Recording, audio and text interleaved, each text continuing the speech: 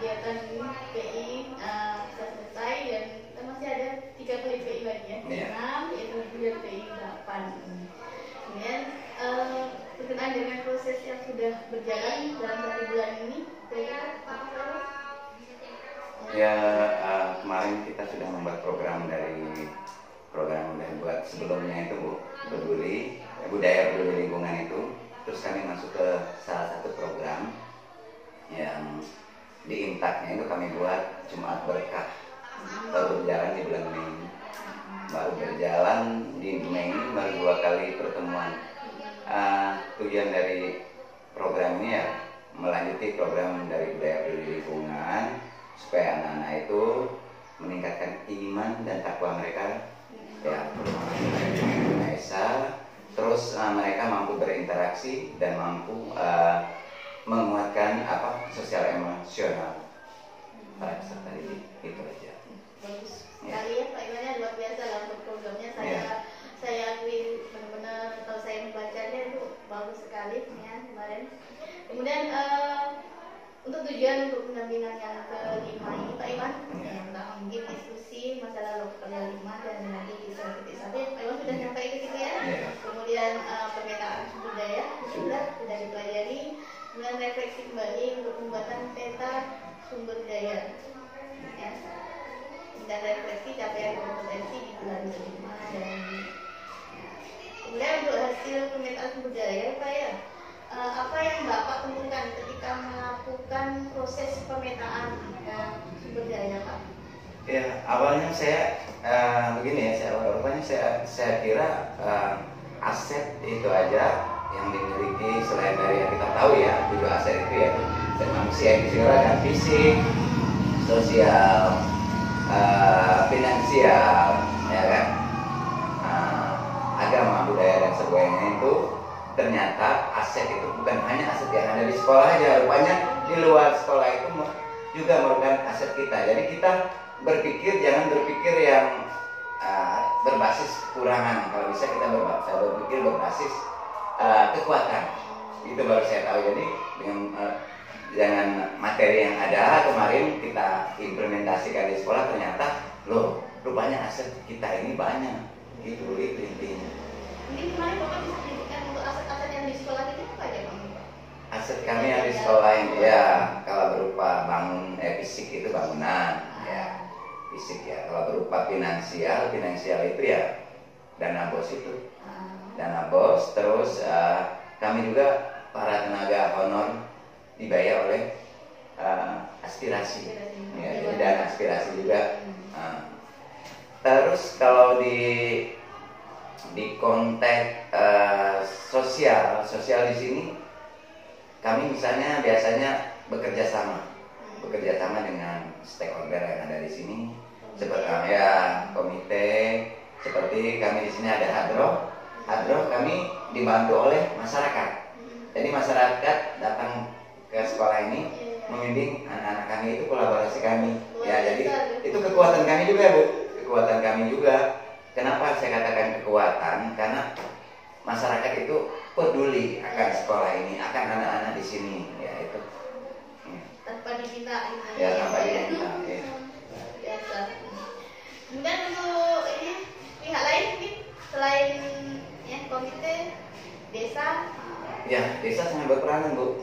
Seperti kami dikasih wifi, jadi guru-guru ini dikasih kayak kode-kode sendiri setiap guru di sini. Itu sangat-sangat luar biasa perannya desa terhadap sekolah ini. Terus sangat-sangat besar. Jadi kalau dari pemetaan sumber daya ini mungkin hal yang menarik bagi Pak Iwan itu apa? Nah, yang menarik itu tadi kita jangan melihat dari pemikiran dengan kekurangan yang ada kita nggak mampu berbuat. Jadi kita berpikir berbasis kekuatan. Jadi apa itu pun bisa jadi kekuatan kita. Misalnya apa yang ada di sini kita optimalkan, kita berdayakan, kita kembangkan ya apa yang ada. Yang misalnya seperti kami tidak punya lapangan olahraga. Rupanya lapangan olahraga yang di sekitar kami ini termasuk aset kami loh. Walaupun itu milik desa, gitu kan. Jadi aset sekolah yang bisa dipergunakan untuk untuk mengembangkan kompetisi murid-murid, kami juga lah, dan murid itu intinya begitu. Jadi bisa saya tarik kesimpulan kalau intinya untuk sumber daya ini jangan mikir kekurangan ya, ya Pak ya. Tapi optimalkan apa yang ada. Ya Pak ya. Kemudian perubahan apa yang Bapak harapkan ya? Bapak harapkan dapat terjadi di lingkungan sekolah Bapak. Setelah Bapak itu mengetahui sumber daya yang ada dan bagaimana Bapak itu mewujudkan perubahan tersebut. Ya itu tadi, dengan mengoptimalkan kekuatan yang ada tadi. Jadi kita jangan memandang yang ada kekurangan aja, kekuatan yang ada bisa kita berdayakan. Misalnya tadi itu contohnya lapangan sepak bola tadi ternyata bisa, dan pembelajaran pun tidak harus di dalam, bisa kita libatkan di alam, karena ruangan kita di alam di sini kan masih asri. Jadi belajar itu di mana saja, jadi itu yang sudah saya inginkan dari kekuatan itu. Terus juga kami bekerja sama juga dengan sanggar. Jadi dalam kegiatan yang seperti yang sekarang ini kami kan akan membuat suatu mengikut FLS 2M dalam konteks tarian. Jadi kami dibina oleh sanggar membina anak-anak kami. Nah, jadi untuk melakukan itu. Jadi kami ada kolaborasi tadi. Jadi apa yang di sanggar itu ya milik kami. Nah, jadi mereka itu berbuat untuk kami juga. Ya. Kemudian bagaimana Bapak akan menggunakan ya, hasil pemetaan yang diperoleh untuk memaksimalkan potensi tersebut? Saya menggunakannya itu tadi dengan kekurangan apa yang ada dimiliki oleh aset yang ada, kekuatan yang ada di sini, saya optimalkan, saya implementasikan, saya kembangkan, saya gunakan sebaik-baiknya untuk anak. Ya. Dengan metode-metode yang bagaimana gitu kan. Kita lanjut lagi untuk prosesnya pembuatan kaitannya sumber daya. Kemudian bagaimana prosesnya Bapak dalam menemukan ya, atau mengidentifikasi sumber daya di sekolah Bapak? Cara Bapak proses. Saya harus merubah mindset saya. Untuk saya rubah. Terus pengelolaan program harus saya maksimalkan. Terus saya menyusun program itu saya melakukan dengan menggunakan ya Babja itu tadi. Babja, nah itu saya gunakan dengan untuk mengolah program itu kan. Bagaimana saya membuat pertanyaan, bagaimana saya menggali mimpi, bagaimana saya atur eksekusi, semuanya itu saya lakukan itu. Mindset terutama dirubah. Jadi kalau mindset sudah berani atau pola pikir kita sudah berubah, insya Allah perubahan itu secara perlahan itu akan berjalan gitu, proses. Dan untuk contoh yang konkret yang Bapak sudah lakukan dari mengoptimalkan sumber daya yang ada. Ya. Bukan saya, kan kami bersama-sama dengan kawan ini, kami menciptakan yang dinamakan program One Day Learning. Satu hari kami print, jadi satu hari ini kami membuat peserta didik itu bisa berkreasi, bisa berinovasi, bisa kreatif lah di situ. Dalam One Day itu kami lakukan setiap hari Sabtu, ya dengan bermacam program melalui fasenya. Ya, minggu pertama ini misalnya kami melakukan sains, ya. Minggu kedua ini kami melakukan kegiatan olahraga. Minggu ketiga ini kami melakukan kegiatan seni. Minggu keempat ini baru kami melakukan intak. Intak ini sepertinya kami juga akan merencanakan, tapi yang rencana mudah-mudahan bisa terlaksana. Kami akan mengadakan anak-anak kami untuk sebelum ini sholat duha. Di intak itu dia.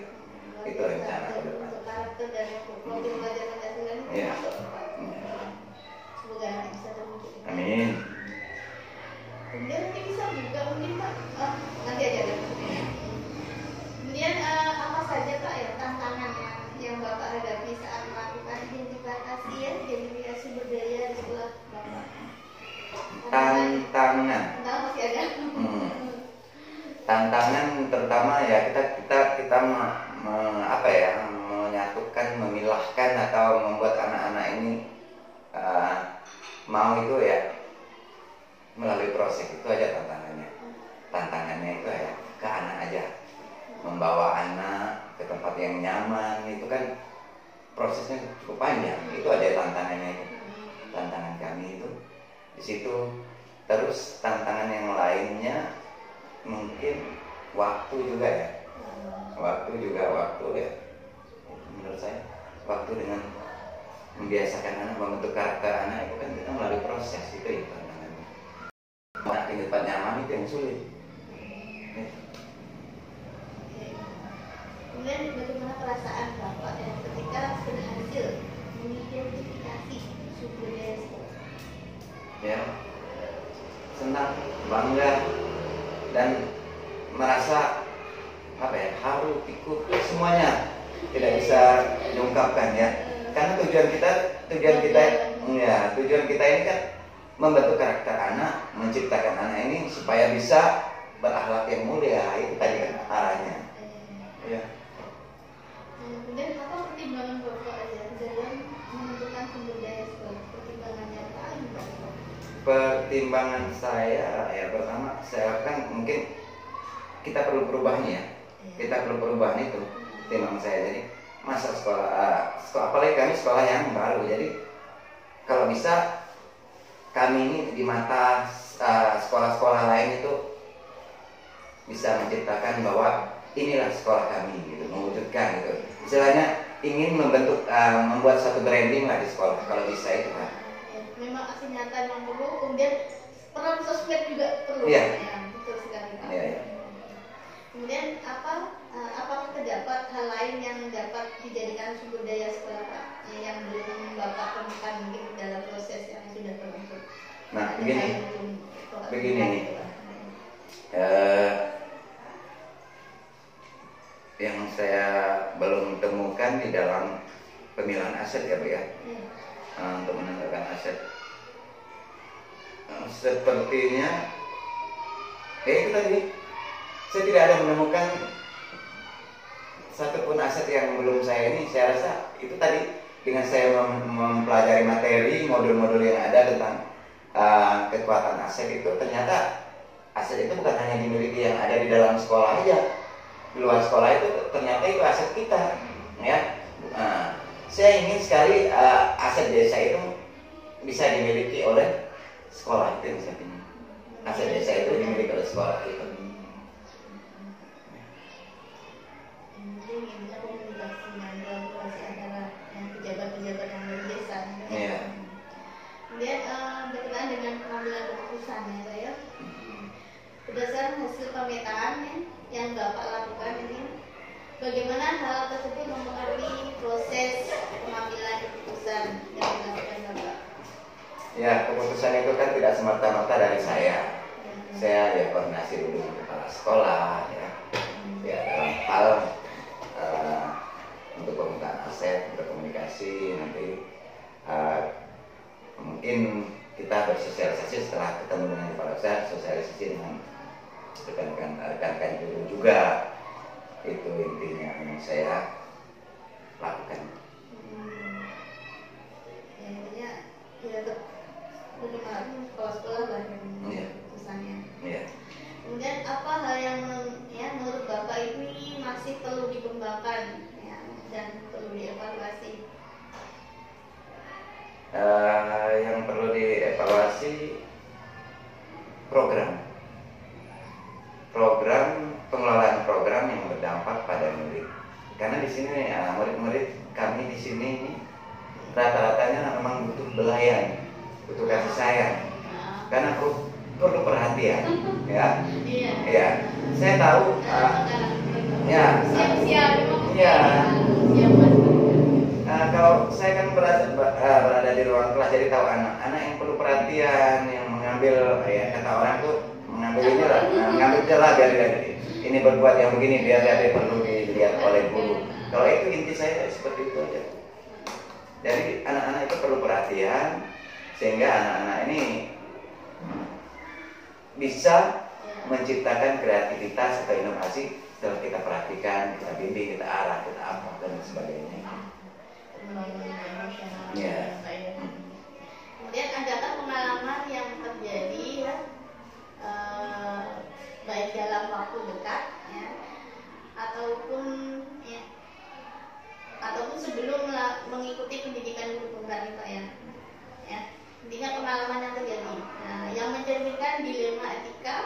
baik itu terkait murid ataupun mereka sejawat. Yang sering terjadi itu Kalau di sini ya Mbak. ya, kalau untuk rekan beda maksudnya dengan sekolah lain. ya, kalau rekan-rekan sejawat tidak, mereka semua welcome. Tapi dengan anak itu tadi saya bilang, anak ini selalu mengambil perhatian. Rupanya dia berbuat itu bukan dia nakal, tapi perlu perhatian yang lebih. Kalau menurut Bapak sendiri, apakah proses pengambilan keputusan yang dilakukan sudah sesuai dengan prinsip dan langkah yang dipelajari di modul 3.1? Ya, insya Allah sudah kami lakukan ya, mengambil keputusan ini. Ya, pengambilan keputusan ini kan semuanya kan tidak serta merta ya kita yang mengambil. Jadi suatu keputusan itu dilakukan suatu diskusi atau dalam satu rapat, dalam satu satu misalnya ada menciptakan apa, membuat program apa, kan pasti kita rapat ya antar stakeholder organisasi sekolah ini sendiri, bisa kepala sekolah dengan guru-guru rapat dan tertentu. Jadi keputusan itu diambil bersama, dengan memutuskan keputusan itu ada di pihak kepala sekolah. Ya, kebijakannya kan ada di beliau. Mungkin Bapak bisa menjelaskan sedikit mengenai modul 3.1 tadi. Modul 3.1 yang berdampak pada murid ya. Modul 3.1 tentang kekuatan aset. Ya, kekuatan aset di sini itulah tadi saya katakan, satu, saya tidak akan pernah berpikir berbasis kekurangan, tapi saya selalu berpikir menjalankan sesuatu itu berbasis kekuatan atau aset. Jadi aset itu tidak semerta-merta dikatakan tidak ada, semua aset itu ada, tinggal kita saja yang bisa memanfaatkannya. Jangan mikir kekurangan terus. Ya, pikir yang kelebihan aja. Ya, kekuatannya. Kemudian apa yang menurut Bapak masih perlu dikembangkan atau perlu dievaluasi dari apa yang tentang pengambilan keputusan tadi? Tentang pengambilan yang perlu dievaluasi itu ya, menurut saya tentang pengambilan keputusan itu kan suatu kebijakan yang akan menentukan tujuan, ya kan? Iya. Nah, yang perlu dievaluasi mungkin kami bersama-sama harus menciptakan satu kesepakatan mungkin ya, kesepakatan. Jadi keputusan itu tercipta karena ada kesepakatan. Ya. Bukan memutuskan sendiri. Iya, tidak memutuskan sendiri. Kemudian berkenaan dengan pencapaian kompetensi bulan ke-5 ya. Apa saja pencapaian Bapak pada pembelajaran bulan yang ke-5 ini, Pak? Di materi yang ini ya, pencapaian saya sudah membuat program. Saya sudah tahu apa itu sistem pengambilan keputusan, apa itu aset, terus bagaimana mengelola program berdasarkan dampak terhadap murid. Ya, sudah kita coba ya. Ternyata program itu tidak semerta-merta harus guru yang menciptakan. Ternyata program itu harus anak itu harus bisa membuat program. Program itu yang kita dukung. Ya. Jadi itu intinya, kita sebagai, misalnya begini, kayak program yang saya lakukan kemarin Jumat Berkah itu, anak-anak bercerita. Saya bercerita, kalau kita tidak ada uang di kelas kita ini, bagaimana? Bagus kita ngumpul uang setiap minggu, gitu kan, atau setiap bulan. Anak-anak punya ide, Bu. Mantap ide mereka. Bagaimana kalau kita setiap Jumat? Loh, bagus. Kita ciptakan aja jadi gerakan Jumat Berkah. Jadi setiap Jumat itu kita lakukan pengumpulan, bukan intak yang punya aja, tidak membantu anak, tapi mereka sudah mampu.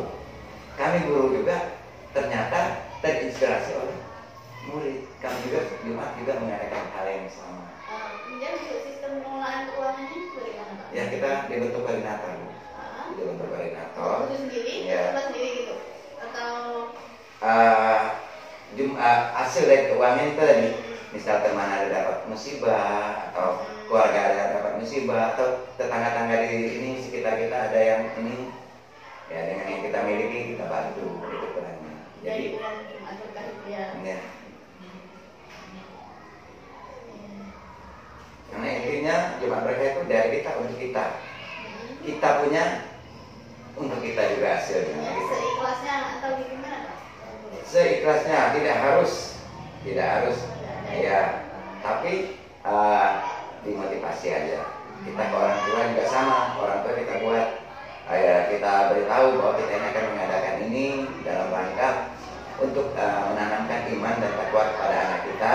Tolong bimbing di rumah, sisihkanlah istilahnya uang jajan Rp5 atau Rp500 atau Rp1.000 ya, maksudnya ya, itu kan menciptakan anak-anak ini udah berani memberi ruang buat anak untuk berbuat peduli, itu aja kan, peduli terhadap sesama manusia.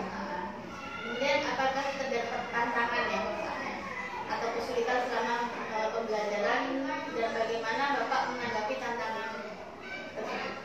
Kalau di pembelajaran ya, pasti ya, pembelajaran ini kan yang membuat nyaman itu adalah seorang guru.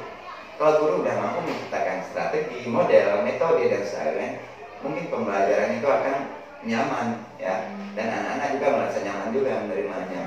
Tantangan dari yang ada di dalam pembelajaran itu, anak-anak itu kurang fokus saja, kurang fokus dan tidak percaya diri. Nah, inilah yang akan saya kembangkan. Nah, bagaimana meningkatkan percaya diri mereka dengan pola atau strategi yang saya buat. Nanti akan saya buat program, misalnya anak yang diam suruh membuat satu analisa, dibacakan ke depan. Rata-rata kalau ditanya di sekolah saya ini Bu ya, disuruh ke depan, anak-anak pada malu, padahal bisa. Kami akan membuat ini dengan satu tadi, dengan melakukan ekstrakurikuler pramuka di situ. Kami akan latih mereka mental. Nah, di situ juga itu akan menciptakan percaya diri mereka dengan adanya program pramuka nanti. Rencana akan berjalan juga itu. Bagus Pak. Yang lanjutkan aja. Kemudian bagaimana Bapak menggunakan pencapaian yang sudah ada Bapak ya untuk proses pembelajaran selanjutnya? Ya, pencapaian saya selalu melakukan ya kayak refleksi, evaluasi, dan mereka juga anak-anak didik saya buat refleksi diri setelah mempelajari materi ini, apa yang mereka masih kurang dan apa yang lebih bagi mereka, apa yang tidak mereka suka dan bagaimana dan seterusnya. Saya buat kayak jurnal refleksi diri terhadap pembelajaran itu. Jadi intinya kalau apa ya, dari apa yang ada kembangkan lagi Bapak ya. Jadi Bapak ya, ini tadi kita sudah dari awal sampai detik yang terakhir ini saya sudah banyak gambaran tentang apa yang Bapak lakukan ya selama 1 bulan terakhir ini ya, luar biasa ya untuk kali ini. Kemudian terus Bapak semangat sampai ya sampai selesai ya, kurang sedikit lagi lah 100% ya. Terima kasih atas waktunya, dan jangan lupa mengisi daftar di